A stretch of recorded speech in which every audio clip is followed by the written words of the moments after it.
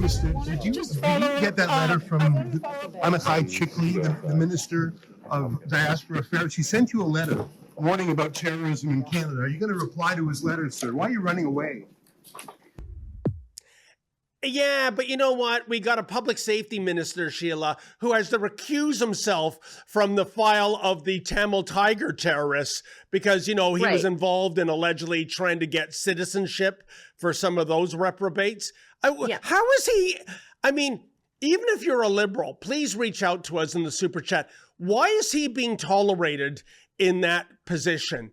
I mean, this is a liability. That is the worst portfolio, Sheila, I think Gary, whose last name is unpronounceable to me, could hold. And I have no idea what's in Carney's head maintaining him there, unless it's kowtowing to a certain voter base.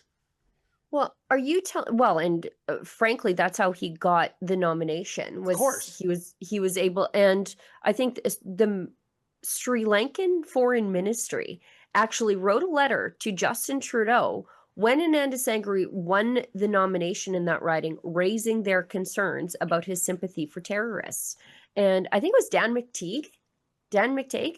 Yep. He was a Liberal MP in that riding prior, but Anandasangaree started fishing from the Tamil Pond and was able to move that vote block in the nomination and win it in a guaranteed Liberal riding.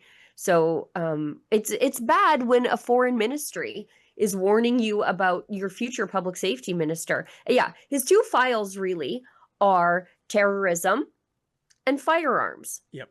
He has to recuse himself from certain terror files, and then he doesn't know anything about firearms rights. So, there's nobody else you could put there. Like, nobody. I get it. The talent pool is quite shallow, but come on. There's nobody else? Really?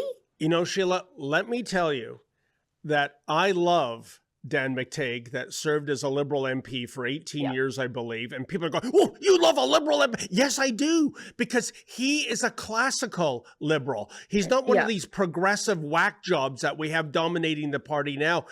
Just like, Stephen Ledrew, the former president of the Liberal Party of Canada, also a classical Liberal. Right. They don't recognize their own party. Right. That Overton window didn't just shift, it ran away. Yeah. Like, it's not even on the house anymore. It's gone.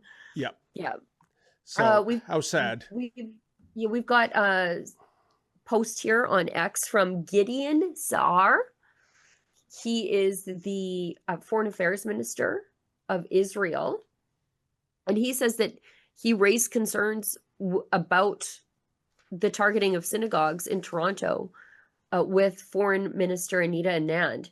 He requested that alongside efforts to apprehend the shooters, special measures be taken to increase security for the Jewish community and its institutions, as well as for Israeli diplomats serving in Canada. That's crazy that they think their diplomats are unsafe, but they're probably right to feel that way. We also discussed developments regarding the war with Iran. I praised Canada's statement at the beginning of this is a great sort of ending to his statement. I praised Canada's statement at the beginning of the war, which included an affirmation of Israel's right to defend itself. And then since the beginning of the war, Canada has just been all over the place with its statements. They say maybe the war is illegal, but also maybe we'll join the war. And then nobody talked to us about the war. I don't know what the Canadian government feels about what's happening in Iran right now, and frankly, I don't even care at this point. You mentioned only 3 positions. Yeah, in sorry, 3 days. Sorry, there's more. Yeah, that was a bad week for Carney last week, Sheila. It was 5 different positions in 5 days. I kid you not. You can do your research. Supporting the war, and then the next day saying we regretfully support the war. And I can't even come up with all the different positions. But here's what's ominous, as there are rumors of a spring election or an election in fall perhaps this year. You've got a prime minister who had 5 positions in 5 days. And there's a radio station, a talk radio station called News Talk 1010. And, their best host, Jerry Agar, has a poll on a communications play where he invites the listeners to weigh in. And it's not about the politics, it's about the communications. It's co-hosted with Bob Reed. And the question was Carney's positioning, was his, communication strategy a touchdown or a fumble? Sheila, 66% touchdown. What? Yes. Lady Menswade almost drove off the road into a ditch. So this is what we're dealing with. This is why we want to leave. Like I see that you. and I'm like, we are in two different Canadas. You guys are living in one. I'm in a different one. Yeah. Because, that's crazy. So somehow the boomers think changing your mind 5 times in 5 days is a solid communication strategy. I have no words. I would ask these liberal voting Toronto area boomers, don't write me letters if you voted for Poilievre. Stop it. I'm not talking about you. Just stop it. I know. But I would ask them, well, what is Carney's position? Yeah. If you think his communication strategy is great, what exactly is he communicating? Because I watch this stuff for a living and I don't have a damn clue. No, I don't know. And are we to assume his position is the 5th statement he made? I don't know. Or maybe any day now or any minute he's going to open his mouth, offer a 6th position statement. But yeah, I don't know, and Sheila, we talked about this on Friday, Drea and I and Dan Boardman. If I was Prime Minister Mark Carney, and we are desperate for that promised trade deal. Remember that? Elbows up. I know that's gone out of vogue. We'll get to that in a second. Yeah. And I know we don't have hardly any kind of military. And I don't know, maybe somebody can weigh in and tell me, the snowbirds, can you actually equip them with guns and bombs, or are they just strictly air show props? But just for the symbolism of sending something, even if it was getting the Haida out of dry dock in Hamilton that fought in the Korean War, and send it to the Persian Gulf.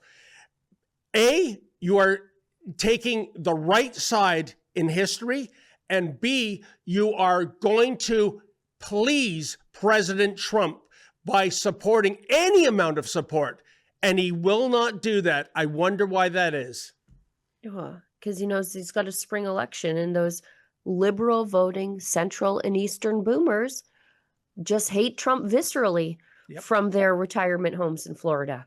Let's just do this last thing on the synagogue issue, and then we'll hit an ad break because we're a little over time, and then we'll move into more Middle Eastern stuff.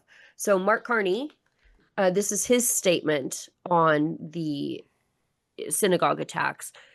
He details that they were assaulted by gunshots. That's a weird way to say they were shot up. He says these criminal anti-Semitic attacks are an assault on the rights of Jewish Canadians to live and pray in safety. They are also fundamental violations of the Canadian way of life. This is where he just starts to lie, though.